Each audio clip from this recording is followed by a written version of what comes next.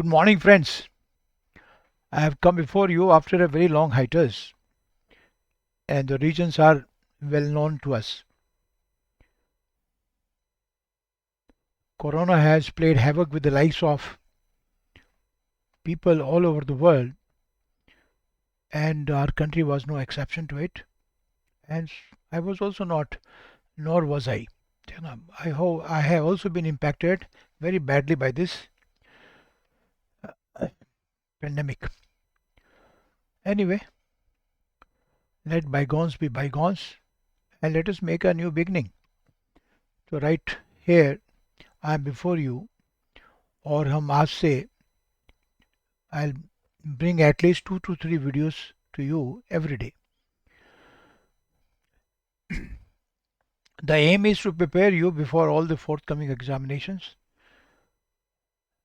I will also bring some vocabulary and idiom phrases sessions, and that will be very useful for your forthcoming examination, particularly CGL, which will be there in I think in January.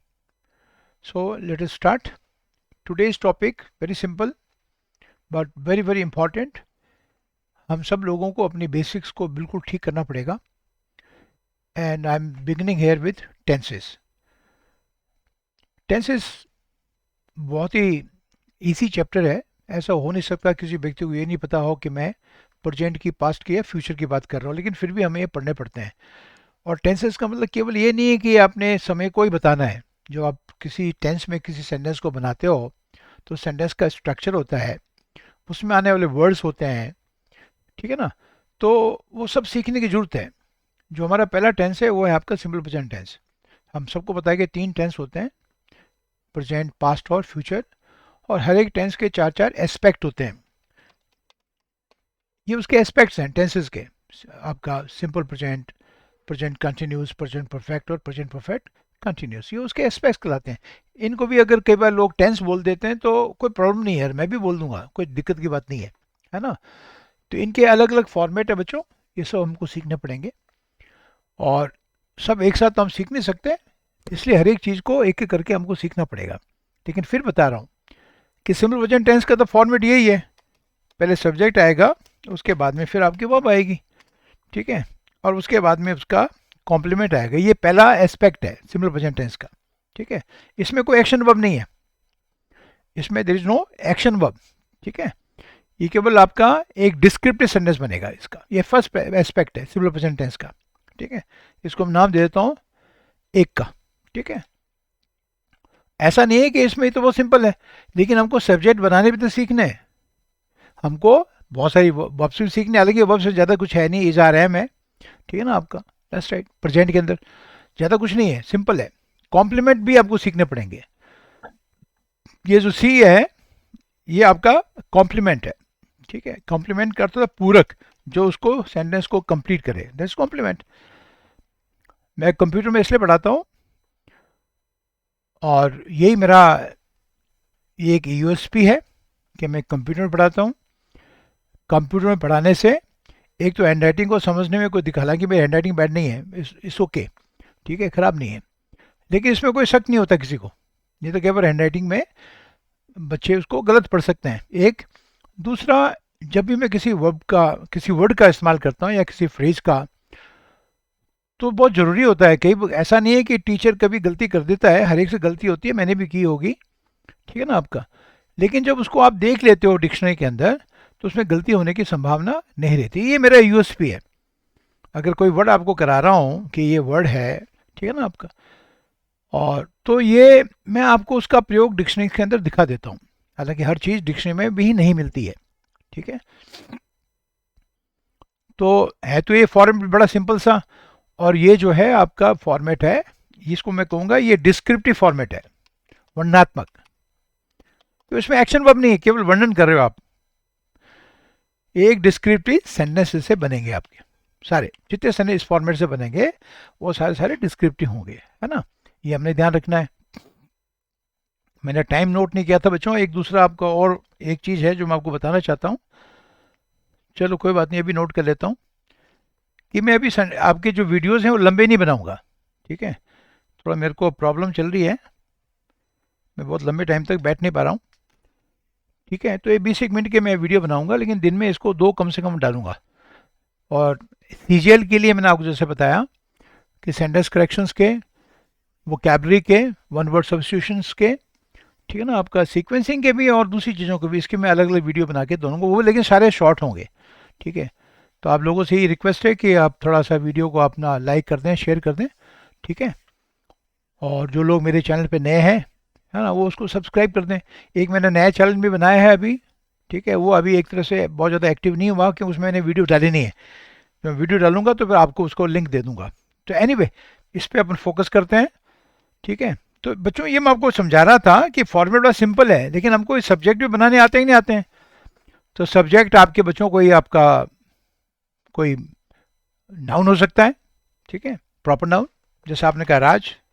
ठीक है, तो ये subject बनाने भी तो आनी चाहिए हमको, और वो भी हमको करेक्टली बनाने आनी चाहिए। हाँ, एक दो जगह है जहाँ पर हमको ध्यान रखना है, अदरवाइज बहुत सिंपल है। तो आप राजेश ब्रदर भी कह सकते हो, राजेश एल्डर ब्रदर, ये भी सब्जेक्ट है नहीं आप, ये आ जाएगा आपका। कोई प्रोनाउन आपका सब्जेक्ट हो सकता है। तो पहले हमको सब्जेक्ट बनाने भी सीखने हैं, ये सारे सब्जेक्ट हैं, है ना आपका। और ग्रुप ऑफ स्टूडेंट्स भी आपका सब्जेक्ट हो जाएगा, और उसमें भी हमने ये चीज़ सीखनी है। इसमें सब्जेक्ट सिंगुलर है, वो ग्रुप है, और ऑफ आपका प्रपोजिशन है। प्रपोजिशन के बाद में जो स्टूडेंट्स आ रहा है वो आपका ऑफ का ऑब्जेक्ट है। तो आपकी जो वर्ब है that should be according to this word a group, है ना। मैं इसके सेंटेंस दे दूंगा आपको, दैट्स राइट। अगर मैं आपको कहूँ a group of students is here to meet you, लड़कों का एक ग्रुप है आपको मिलने के लिए यहाँ है ना। तो ये सेंटेंस जो मैंने बनाया है ये इसी फॉर्मेट का है, ठीक है ना। लेकिन हमने ये भी साथ में समझना है कि इसमें मैं वर्ब सिंगुलर लगाऊं प्लूरल लगाऊं, तो वर्ब आपको सिंगुलर लगानी है क्योंकि इसका सब्जेक्ट आपका अ ग्रुप है। प्रिपोजिशन के बाद में जो वर्ड आपका स्टूडेंट्स आ रहा है वो आपका ऑब्जेक्ट है प्रिपोजिशन का, ये सब्जेक्ट नहीं हो सकता आपका, है ना। तो ये चीज़ें हमने ध्यान रखनी है। तो कोई भी चीज़ सिंपल होता है, और ये जो नॉलेज है ये आपका इसी फॉर्मेट में नहीं बल्कि सब जगह काम आएगा आपका। तो ये हमें सीखना है कि ये भी आपके वो होते हैं, ध्यान रखना आपका। ठीक है, हालांकि इसमें कई आपके एक्सेप्शंस भी हैं, ध्यान रखना। जैसे अगर मैं आपको कहूँ नंबर ऑफ स्टूडेंट्स, ये भी सीखना है ना। इंग्लिश आपके, इंग्लिश ऐसी कोई सब्जेक्ट नहीं है जो पूरी तरह से रूल से बंधा हुआ है। अब इसमें तो आपको वर्ब प्लूरल लगानी पड़ेगी। अगर आप सेम आपका लॉजिक इस पे लगाओगे तो आप कहोगे इसका सब्जेक्ट तो नंबर है, वो तो सिंगुलर है। स्टूडेंट्स आपका ऑफ का ऑब्जेक्ट है। जी नहीं, ये एक तरह का ईडियम है और इसका मीनिंग होता है मैनी। इस पूरे फ्रेज का मीनिंग ही मैनी है। तो मैनी के साथ में तो प्लूरल लगाओगे आप, वीपी कहते तो मैं आपको लगाओगे ना आपका। तो इसलिए हर एक चीज़ को सीखना समझना बहुत ज़रूरी है। ठीक है, हालांकि मुझे पता है कि आपको ऑलरेडी आता होगा। ठीक है, और अगर ये सब्जेक्ट हो तो वह आपको प्लूरल लगानी पड़ेगी। A number of students are absent today, आज बहुत सारे बच्चे एब्सेंट है, तो ये चीज़ सीखते रहना है।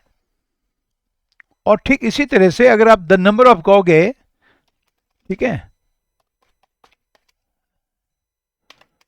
द नंबर ऑफ, तो इसमें आपका जो वर्ब आएगी वो आपकी सिंगुलर आएगी क्योंकि ये संख्या को दर्शा रहा है।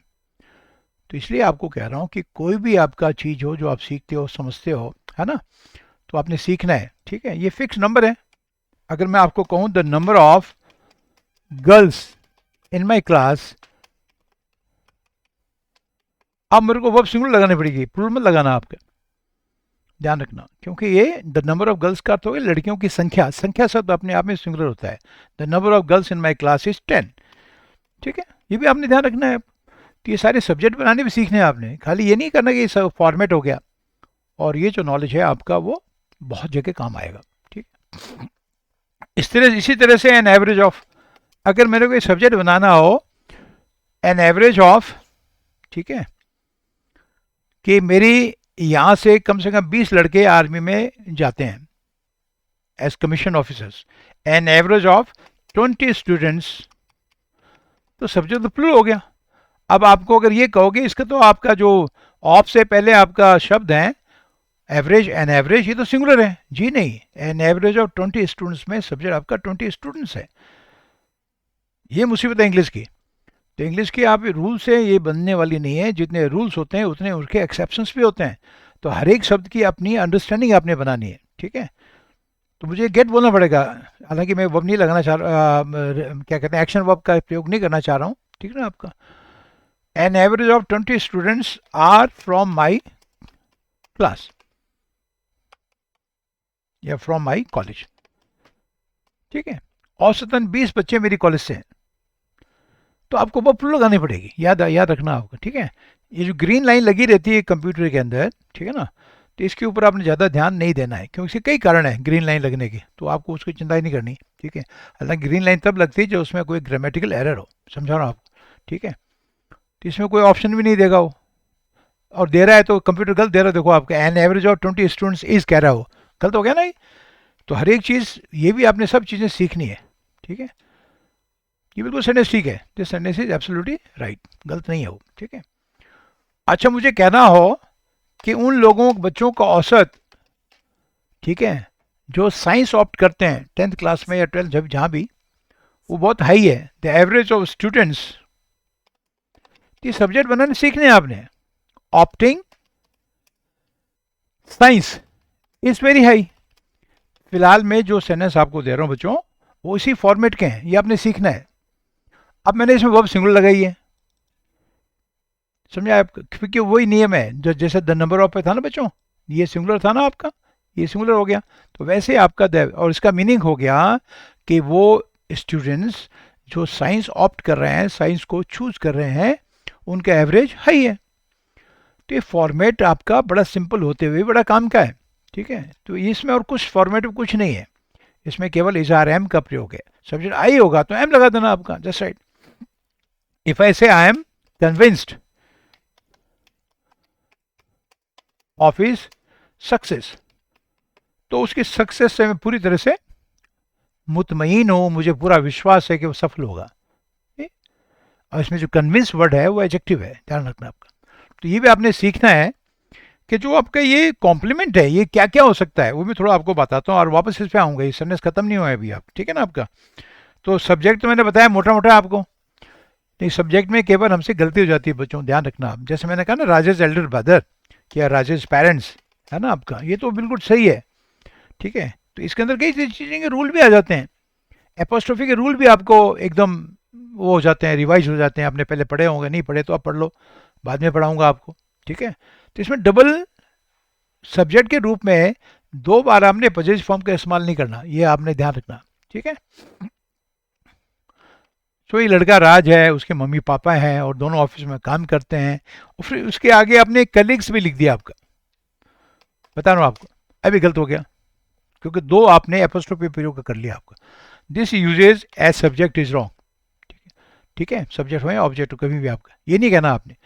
तो इसको सही कहने का तरीका भी है, जो सबसे लास्ट वाला नाउन है कलीग्स, इसके आगे द लगा दो और उसके साथ में ऑफ का प्रयोग करो, the colleagues of Rajesh parents, ये तरीका आपका ठीक हो गया। तो हमारे लिए हर जगह सीखने का काम है बच्चों, ध्यान रखना आपका, ठीक है। राजेश पेरेंट्स कलीग्स नहीं कहना, you can not use two apostrophe S, यानी टू पॉजिटिव फॉर्म्स, ठीक है ना आपका, इन द सेम सब्जेक्ट और object. Are getting point, the colleagues of Rajesh parents, ठीक है। और वर्ब मैंने अभी ये इस्तेमाल करनी है तो आर ही लगाऊंगा आपका, दैट्स राइट, ठीक है ना आप। Are nice bunch of people, ये बोलना भी तो आना चाहिए आपको। ये तो समझा रहा हूँ आपको कि जब आप ढंग से पढ़ते हो तो आप जो पढ़ रहे हो उसके अलावा दूसरी चीजें भी सीखते हो। आप जब किसी ग्रुप को कहते हो they are a nice bunch of people, तो अच्छे लोग हैं, इसका सेंटेंस का अर्थ हो गया कि राज के जो पेरेंट्स हैं, उनके जो साथ में काम करने वाले लोग हैं, कलीग्स हैं, वो अच्छे लोग हैं, nice bunch of people. Are getting point. तो ये भी सीखते हैं अपन, जो जो आप सीख सकते हो आपने लगातार उसको सीखते रहना है, ठीक है बच्चों। ये भी आई होप कि आपको समझ आ गया। दूसरा मैं आपको कह रहा था बच्चों कि कॉम्प्लीमेंट्स में क्या क्या हो सकते हैं, जैसे ऊपर लिखा था ना मैंने आपको कि इसका फॉर्मेट ये है, पहले सब्जेक्ट आएगा, फिर आपका वर्ब आएगा, और वर्ब तो बच्चों लिमिटेड ही है, इज आर एम ही है, और तो है नहीं आपकी वर्ब, है ना आपका, इज है, आर है और एम है। सब्जेक्ट मैं आपको बता रहा हूँ अभी, और भी सीखेंगे, इतने से कम नहीं होगा, एक ही इसमें सब हो नहीं पाएगा। और जब हम कहते हैं सी प्लस सी, और सी का अर्थ होता है कॉम्प्लीमेंट, और कॉम्प्लीमेंट का अर्थ होता है पूरक। जो अच्छे लर्नर्स होते हैं वो हमेशा इस बात का ध्यान रखते हैं, कोई भी शब्द कहीं भी आए हमने उस शब्द को सीखना है। कॉम्प्लीमेंट आपका नाउन भी है, ठीक है, और आपका वर्ब भी है, ध्यान रखना आप, ठीक है। वर्ब के रूप में भी आपको इसका उपयोग करना, बड़ा सुंदर वर्ड है, ठीक है। जैसे अगर मैं आपको कहूं कि husband and wife must complement each other, ये हो गया प्रयोग, कितना शानदार सेंटेंस देखो आपका। और इस सेंटेंस का अर्थ हो गया कि मियाँ बीबी, हस्बैंड वाइफ, पति पत्नी एक दूसरे की पूरक होनी चाहिए। और पूरक होने का मीनिंग होता है बच्चों कि हस्बैंड में अगर कोई कमी है तो वाइफ उसकी कमी को दूर कर दे, और वाइफ में कोई कमी है तो हस्बैंड उसको पूरा कर दे। ये तो तभी तो पूरक पूरक बनेंगे। ये भी आपको आ गया कॉम्प्लीमेंट ईच अदर। इसमें कॉम्प्लीमेंट आपको वर्ब है, मस्ट के बाद में आ रहा है ना, मस्ट मॉडल है तो वर्ब की फर्स्ट फॉर्म है, दैट्स राइट आप, ठीक है। और कॉम्प्लीमेंट का अर्थ होता है पूरक, ठीक है ना आपको, something that complete the sentence. अगर मैं ऐसे लिख दूं ही इज और छोड़ दूं तो ये तो इनकम्प्लीट हो गया आपका सेंटेंस। मेरे को इज के बाद में कोई ना कोई कॉम्प्लीमेंट डालना पड़ेगा। अब सवाल ये उठता है कि कॉम्प्लीमेंट वर्ड क्या हो सकता है, तो वो मैं आपको थोड़ा सा समझा रहा हूँ। फिर जैसे जैसे आपकी वोकेब अच्छी होगी आप सेंटेंस में उनको जोड़ सकते हो। Complement can be a noun, it can be an adjective, ध्यान रखना। और अगर वो जनरली एडवर्ब है तो एडवर्ब ऑफ प्लेस होगा, कह सकते हो एन एडवर्ब ऑफ प्लेस। ये हो सकते हैं सारे सारे आपका। तो कॉम्प्लीमेंट में आप ये लगा सकते हो, जैसे मैंने ऊपर लिखा ही इज, अगर नाउन लगाऊंगा तो मैं कहूँगा ही इज अ डॉक्टर।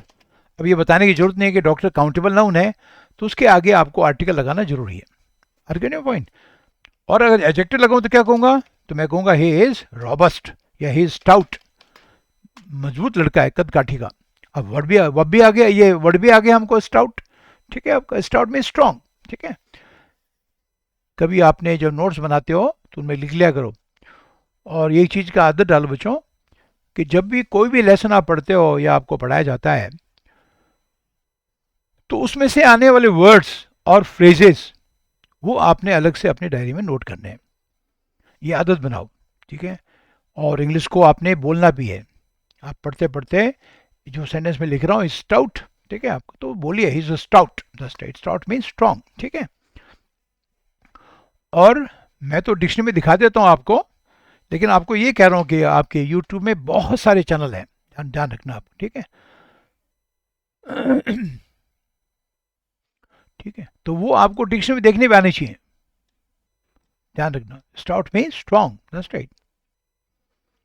और स्टाउट आदमी के अलावा आप चीज़ों के लिए भी इस्तेमाल कर सकते हो। मैं डिक्शनरी एंटी इसलिए बताता हूँ कई बार आपको, इससे आपको डिक्शनरी पढ़नी भी आती है। ये रहा स्टाउट, इसका उच्चारण हो गया, अभी हमको इसकी जरूरत नहीं है।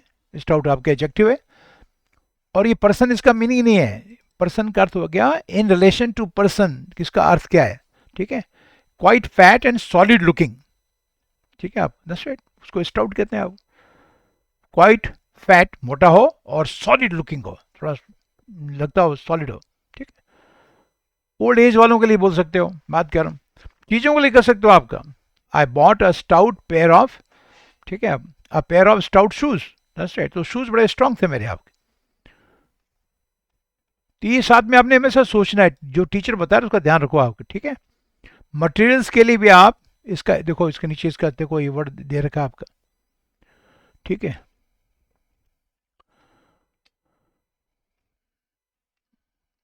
ये देखो, तो डिक्शनरी में देखने आदत भी डालो बच्चों आपका। आप ये देखो स्टाउट में ये उच्चारण हो गया और इसमें लिखा हुआ ऑब्जेक्ट, तो आपको डिक्शनरी पढ़ना भी साथ में सिखा रहा हूँ। पर्सन के सेंस में, ठीक है, आप किसी आदमी लिए कैसे जो मोटा हो और सॉलिड लुकिंग हो, दिखने में तगड़ा हो। और ऑब्जेक्ट के सेंस में हो गया कि जो ड्यूरेबल हो, बहुत मजबूत मटेरियल हो। I have bought my self a pair of good stout boots for hiking. Hiking का अर्थ होता है आप कहीं पर चढ़ते हो पहाड़ों वहाड़ों में, तो दैट्स कॉल्ड हाइकिंग। हाइकिंग एक तरह का एडवेंचर स्पोर्ट्स है। तो उसके लिए आपने एक मजबूत जोड़ी जो है जूतों की खरीदी। तो ये आपके अभी दिमाग में रहना चाहिए आप, क्योंकि फिर आपके कहीं फिलअप में काम आएगा। और आपने केवल ये पढ़ा है कि आदमी के लिए स्टाउट कहते हैं, तो बूट्स के लिए तो स्टाउट कभी कहोगे नहीं आप, दैट्स राइट। अपने जीन्स के लिए आप कभी स्टाउट कहोगे नहीं आप, ये गड़बड़ हो जाएगी। आई होप, ठीक है, कि मैंने अपने आप को क्लियर किया, आपको समझा दिया आपको, ठीक है ना बच्चों। तो चलो वापस चलते हैं आपका। तो ये जो है आपको मैं बता रहा था कि कॉम्प्लीमेंट में क्या क्या हो सकता है, और कॉम्प्लीमेंट में बच्चों एडवर्ब भी हो सकता है। जैसे ही इज हियर, ये यहाँ है, वो यहाँ है, आगे पर्पस बताना हो, ठीक है, तो इन्फिनिटी का प्रयोग करो। इन्फिनिटी क्या होता है? टू प्लस वर्ब की फर्स्ट फॉर्म। टीचर, देखो बच्चों, टीचर जो पढ़ा रहा होता है उसी सब्जेक्ट तक वो सीमित नहीं रहता। इंग्लिश में ऐसे ही पढ़ते हैं, थोड़ा सा और ऐड करना पड़ता है। ही इज हेयर टू, ठीक है, टॉक टू यू, वो तुमसे यहाँ बात करने के लिए यहाँ पर है। तो इसमें पूछना आपने हेयर क्या है, तो हेयर आपका एडवर्ब है, this is an adverb place. शब्दों को पहचाना बहुत जरूरी है, और हर शब्द का पार्ट ऑफ स्पीच आपको आना चाहिए। जब भी आपको डाउट हो कि हेयर क्या है, मुझे पता नहीं है, तो हेयर को डिक्शनरी में डालो और एंटर मार दो, ठीक है। और केवल आपको मैं वो दिखा रहा हूँ कि इसका पार्ट ऑफ स्पीच क्या है। तो ये पढ़ने का तरीका होता है, हर एक वर्ड, ठीक ना, आपको आना चाहिए कि वर्ड क्या है। ये देखो क्या है, ये इसका उच्चारण है, और आगे लिखा हुआ आपका एडवर्ब है। सॉरी, पूरा कट गया है, तो ठीक है, एडवर्ब है, हर एक वर्ड को पहचाना है। और टू टॉक क्या है? टू टॉक आपका इन्फिनिटिव है, और ये टू क्या है? ये प्रेपोजिशन है। तो इसलिए जब आप पढ़ाई करते हो ना बच्चों, तो ये छोटी चीजों को आपने ध्यान रखना है। हर एक word that is in the sentence, you should understand that word. You should also understand what function it is doing. तो आपको अगर इसमें थोड़ा सा उसका पार्सिंग कर रहा हूँ, this is called parsing. Parsing इसी को तो कहते हैं। पार्सिंग का अर्थ होता है कि आपने सेंटेंस में दिए गए हर एक वर्ड का, है ना, पार्ट ऑफ स्पीच और पर्पस समझना है। ये टू आपका प्रेपोजिशन है डायरेक्शन का, इसका ऑब्जेक्ट आपका यू है। बात करने का डायरेक्शन क्या है? आपसे बात करने आया है, ठीक है। और ये टू टॉक क्या है? ये इन्फिनिटिव है। टू टॉक आपका इन्फिनिटिव क्या काम करता है? इन्फिनिटिव, तो इन्फिनिटिव बच्चों कई तरह के होते हैं, मैंने पढ़ाए भी हैं, दोबारा भी कई पढ़ा दूंगा, ठीक है। इन्फिनिटिव का जो मेन पर्पस होता है टू शो पर्पस, इसके अलावा दूसरे काम भी होते हैं इसके बहुत सारे, लेकिन यहाँ पर खोल दूंगा तो ये इन्फिनिटिव का चैप्टर खुल जाएगा। तो मोटा मोटा आपने समझ, ताकि जो आप सेंटेंस में यूज कर रहे हो वो आपको समझ में आ जाए। Are you getting point? ठीक है ना आपका, ये बात समझ आई नहीं आई? तो टू टॉक क्या इन्फिनिटिव है, he is here to talk to you, that's right. अगर आपने कहा ही इज अपस्टेयर्स, तो अपस्टेयर्स आपका एडवर्ब है, ध्यान रखना आप, ठीक है। ही इज अपस्टेयर्स, वो ऊपर है, नीचे है, डाउन स्टेयर्स है ना। और नोवेयर लिख सकते हो, इज नोवेयर, कहीं नहीं यार वो। तो आपको ये समझा रहा हूं मैं आपको, ये सब चीजें आपने सीखनी है। केवल ये नहीं कि टेंस ही सीख रहे हैं, टेंस के अलावा हम सब्जेक्ट बनाना सीख रहे हैं, ठीक है। वो अब तो लिमिटेड ईज आ रहे हैं, उसमें क्या सीखना है, तो कॉम्प्लीमेंट भी सीख रहे हैं, और साथ में ये भी सीख रहे हैं कि ये वर्ड आपका, ठीक है ना। मैं ये भी कह सकता हूँ ही समवेयर, समवेयर भी आपका एडवर्ब है। कभी डाउट हो तो आप डिक्शनरी में उसको देख लो, समवेयर डाउन देयर, और डाउन इसमें प्रीपोजिशन है, ठीक है। और देयर आपका अगेन प्लेस ऑफ एडवर्ब है, ध्यान रखना आप। मेरे पास समझ रहे बच्चों? अगर मैं इसका पार्सिंग कर रहा हूँ तो समवेयर क्या है? एडवर्ब है। डाउन क्या है? प्रीपोजिशन है। कहाँ? डाउन देयर, वो नीचे कहीं है यार। समझो आपका कोई आदमी बड़ी बिल्डिंग में काम कर रहा है जिसके 5-6 मंजिल है, तो इसने पूछा राहुल कहाँ है, तो आपने कहा यार नीचे कहीं है वो, तो ही somewhere down there, that's right, ठीक। किताब के लिए भी कह सकते हो, आपका किसी चीज के लिए कह सकते हो, अरे वो चीज कहाँ है, तो आपने these things are somewhere down there, तो उसके अंदर आपका कोई तहखाना है, अंडरग्राउंड रूम है, तो वहाँ कहीं पड़ी हुई है ये। तो आई होप कि ये फॉर्मेट आपको समझ आया। ये फॉर्मेट केवल बच्चों आपका डिस्क्रिप्टिव है, ये वर्णनात्मक है, इसमें कोई एक्शन वर्ब नहीं होती, ठीक है। तो इज आर एम का प्रयोग करना आपने काम सिंपल प्रेजेंट टेंस में, और क्या करना है? कुछ नहीं करना आपने, ठीक है, ये समझना है। लेकिन इस फॉर्मेट के आपने बहुत सारे सेंटेंस बनाने, याद रखना आप, ठीक है। अगर मैं आपको कहूँ इसी में सब्जेक्ट इट का प्रयोग करूँ, तो ऐसे थोड़ी पूरा हो जाएगा, ही का प्रयोग किया आपने सेंटेंस पूरा हो गया, कि इट से सेंटेंस बनाओ, ठीक है।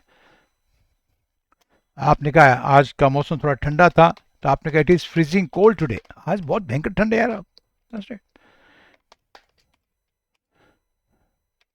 It is soft to touch, ये बोलना आना चाहिए आपको, दैट्स राइट, ठीक है। It is good to eat, it is good to eat, ये खाने में अच्छा है, या it is fresh enough to eat, ये खाने में फ्रेश है। तो ये सब चीजें हमने बच्चों सीखनी है। It is fresh to, it is fresh enough to eat, इसमें इनफ जो है आपका एडवर्ब है, याद रखना आपका, ठीक है। इनफ एडवर्ब होता है तो एडजेक्टिव बाद में आता है, छोटी चीज़ें आपने जो बार बार आपके सामने आएंगी तो आपके दिमाग में छप जाएंगी, ठीक है। जो मैंने बताया ध्यान रखना। इनफ अगर आपका एडवर्ब होता है ना आपका, ठीक है, तो ये हमेशा एडजेक्टिव के बाद में आता है, पहले एडजेक्टिव आता है उसके बाद में आपका इनफ आता है, ध्यान रखना। और इनफ आपका एडजेक्टिव है तब नाउन के पहले आता है, इसलिए ऐसे सीखा करो। रिच इनफ, ऐसे छोटे बोलने से क्या होता है बच्चों, आपको ये समझा रहा हूँ, ठीक है। स्ट्रांग इनफ, इनको बोलने से मुंह पर चढ़ जाते हैं ये, इनको इनको बोलना आना चाहिए, आपको बोलते रहना चाहिए। रिच इनफ, स्ट्रांग इनफ, कभी इनफ स्ट्रांग कभी नहीं बोलोगे आप, और एग्जाम में अगर लिखा हुआ मिलेगा तो आप इस गलती को तुरंत पकड़ लेंगे, ठीक है, ठीक है। तो ऐसे बोलना आपने, is strong enough to fight him, that's right. Is rich enough to buy a car, that's right. वो इसी फॉर्मेट सेंटेंस है आप, is rich enough to buy 2-3 cars, वो इतना मेरे 2-3 कारें खरीद सकता है।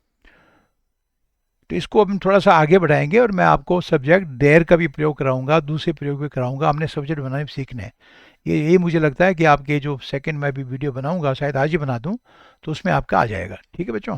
तो मैं शॉर्ट शॉर्ट वीडियो बना रहा हूँ, ज़्यादा लंबे नहीं बना रहा हूँ, ठीक है।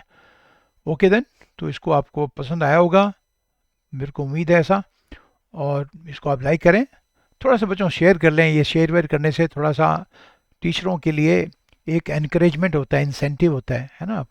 तो आप भी चाहोगे कि टीचर चलता रहे, जो उसको कोई इंसेंटिव नहीं मिलता तो वो भी सोचता है यार ये सारी मेहनत बेकार हो गई आपकी, कोई देख तो रहा नहीं है। तो प्लीज़ इसको देखिए, अपने दोस्तों में थोड़ा सा समय निकाल कर इसको शेयर कर दें आपका, और इसको तो लाइक करें।